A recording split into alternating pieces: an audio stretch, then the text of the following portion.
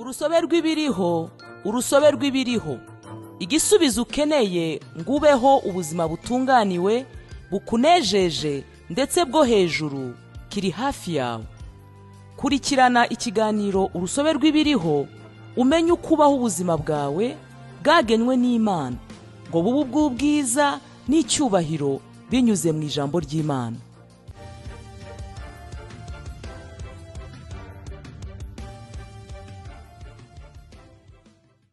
Haleluya, Imana yacu ishimwe cyane.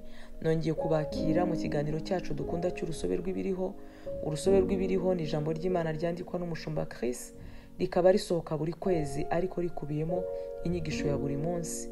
Uyu munsi umushumba aratwigisha tubwira ngo emera kandi wature ukuri.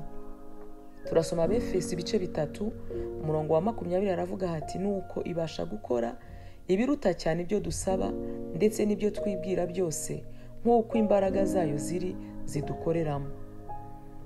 Ese uzirikana ko hari imbaraga zigukoreramo? Nibyo ufite ubuzima buhoraho muri wowe, kandi ubwo buzima buguha ububasha ku burwayi, umuze n'ubumuga. Ufite imbaraga zo kwirukana imyuka mibi, gukiza uburwayi no gukuraho umuze. Wahawe imbaraga ngo ubeho mu ntsinzi no gutunganirwa bidashira. Izi mbaraga muri wowe zishirwa mu bikorwa no kwemera no kwatura. Iyo utazemera ntizishobora gukora.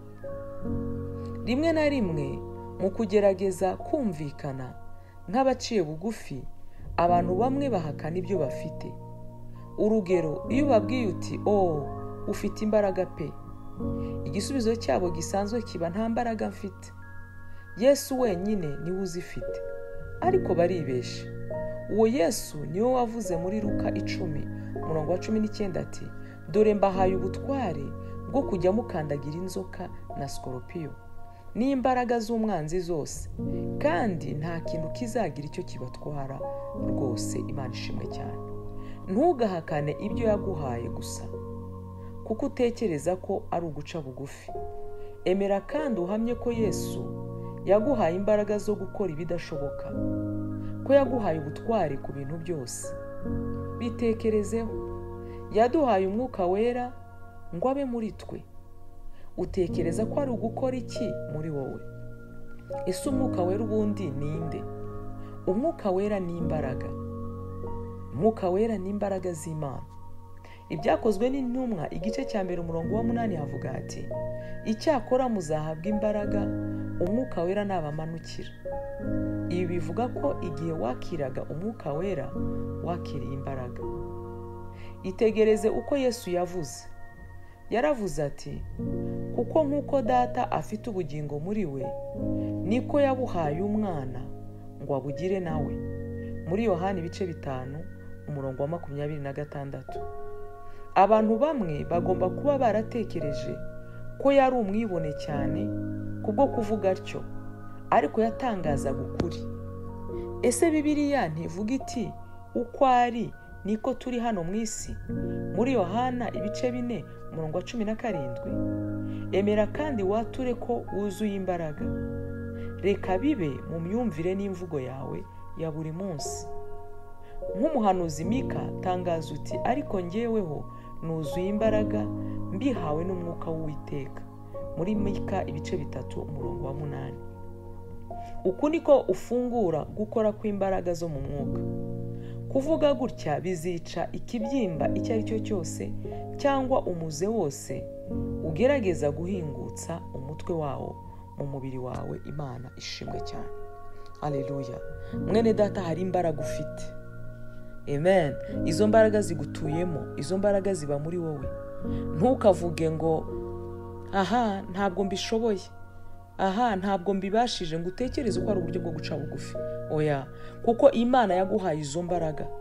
Ntabwo kugira imbaraga ari ukwibona. Ntabwo kuvuga ngo ufite imbaraga mu izina rya Yesu ari ukwibona. Ahubwo ni ukwemera no kwemeranya n'icyo wagizwe cyo, no kwemeranya n'icyo wahawe muri wowe, kandi ukagira ubushobozi bwo gukora.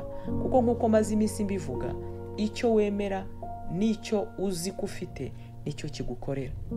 Imana ishimwe. Reka dufatanyirize hamwe gusengera isengesho. Urasubiramo uti nuzuye imbaraga kubw'umwuka w'Imana kandi nshobozwa byose na Kristo umpa imbaraga. Ngendera mu magara y'ubumana, gutunganirwa kudashira n'imbaraga ndengakamere. Nesha ibindwanya byose kuko nkorera mu butware no kuganza bya Kristo. Muri we niho ntuye, niho ngendera kandi niho mfite kubaho. Amen. Haleluya. Mu gucengerera ijambo uyu munsi turasoma Filemoni igice cya mbere umurongo wa 6, ibyakozwe n'intumwa igice cya mbere umurongo wa 8, Petero wa 2 igice cya mbere umurongo wa 3. Niba ukurikiye iki kiganiro ukaba urimo kunyumva ariko utarakira Yesu umwami n'umukiza w'ubugingo bwawe, ndagukangurira kubikora binyuze muri iri sengesho rigiye gukurikiraho kugira ngo nawe ube umwe mu bana b'Imana. Murakoze cyane ubwo mubikora, muri umugisha naho gutaha. Oh haleluya. Ndizera ntashidikanya ko wahawe umugisha n'iyi nyigisho, ndetse ukaba unumva wifuza cyane kwegera Imana no kubaho mu migisha yayo. Ariko mwene data, ibyo ntibyashoboka utabanje kwegurira Imana ubuzima bwawe ngo ikuyobore. Haleluya.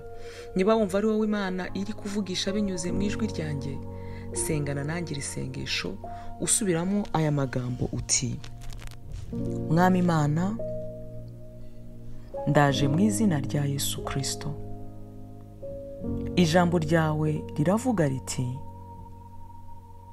umuntu wese uzambaza izina ry'Uwiteka azakizwa. Mu byakozwe n'intumwa ibice 2 umurongo wa 21.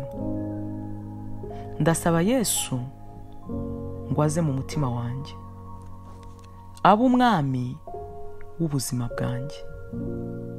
Nakiriye ubugingo buhoraho mu mwuka wanjye, kandi nk'uko Abaroma ibice 10 umurongo wa 9 havuga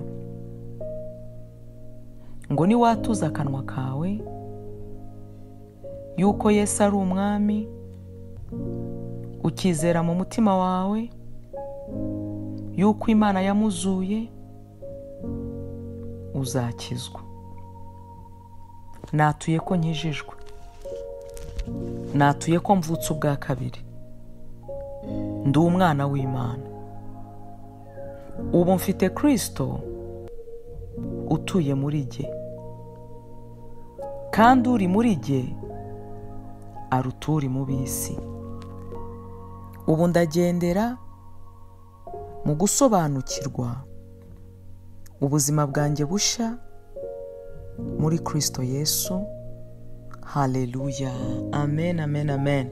Nezerwa cyane mwene data, ububaye umwana w'Imana, kugira ngo wakire ibisobanuro birenzeho ku buryo wakura nk'umukristo, cyangwa niba wifuza gusengerwa by'umwihariko, mwahamagara kuri 07 9 4 000 91.